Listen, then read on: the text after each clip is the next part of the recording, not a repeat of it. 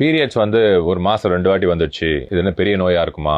ஒரே ஒரு மாசத்துல வந்திருந்தா அது நீ நோய் எடுத்துக்க வேண்டாம். அதே ஒரு 3 மாசம் 4 மாசமா நிறைய வாட்டி ஒரு பீரியட் சைக்கிள்லயே 2 வாட்டி 3 வாட்டி இல்ல வர அந்த ஃப்ளோ கூட வந்து அதிகமா வருது, கிளாட்டா வருது அப்படின்னா டெஃபினட்டா அந்த யூட்ரஸ் சர்விக்ஸ்ல 4 ப்ராப்ளம் கூட இருக்கலாம். ஒன்னு காமனா மிடில் ஏஜ்ல நீங்க இருக்கீங்கன்னா ஒரு ஃபைப்ராய்டு வந்திருக்கலாம், ஒன்னு நிறைய வந்திருக்கலாம், குட்டி குட்டியா நிறைய அடினோமயோசிஸ் சொல்லுவோம், அதனாலேயே ப்ளீடிங் அதிகமா இருக்கும், அடிவயிறு வலிக்கும் செய்யலாம் முக்கியமா பீரியட்ஸ் டைம்ல. அடுத்த காரணம் ப்ளீடிங் அதிகமாகிறதுக்கு ஹார்மோனல் எக்ஸஸ், இந்த பாடி ஒபிசிட்டினாலையும் வெயிட் கெயினாலையும் சரியா தூங்காதனாலையும் சில ஹார்மோன்ஸ் மாறும்போது யூட்ரைன் லைனிங் அதை போய் ஹைப்பர்ட்ராஃபி, அதாவது ரொம்ப திக்காகிடும். ஸோ ஒரு லேயர் கைண்டு போயிடும், அடுத்த லேயர் இன்னும் கொஞ்சம் திரும்பி கைண்டு போகும். ஸோ ப்ளீடிங் வந்துட்டே இருக்கும், இல்ல நிறைய போகும், 2-3 வாட்டி ஒரு சைக்கிள்குள்ள போகும். ஸோ அது ஹார்மோனல் ப்ராப்ளம். ஒன்னு ஃபைப்ராய்டு ப்ராப்ளம். மூணாவது இன்ஃபெக்ஷன்ஸ், அதாவது யூஸ்வலா வெஜினால் ஆரம்பிக்கிற இன்ஃபெக்ஷன்ஸ், யூரின் பைல் ஆர் இன்ஃபெக்ஷன்ஸ் சம்டைம்ஸ் அசெண்ட் ஆகி யூட்ரஸ் வரைக்கும் பிடிச்சிச்சுன்னா இவங்களுக்கு நாட் ஒன்லி பிளட்டி மென்சஸ் மட்டும் இல்ல, அவங்களுக்கு ஒயிட் டிஸ்சார்ஜ் நிறைய இருக்கும், ஃபவுல் ஸ்மெல்லிங் டிஸ்சார்ஜ் நிறைய இருக்கும், vaginal itching, vaginal pain or uterine pain, கீழ்வயிறு பெயின்லாம் நிறைய வரும். ஸோ இன்ஃபெக்ஷன்ஸும் ப்ளீடிங்க்கு காரணம்.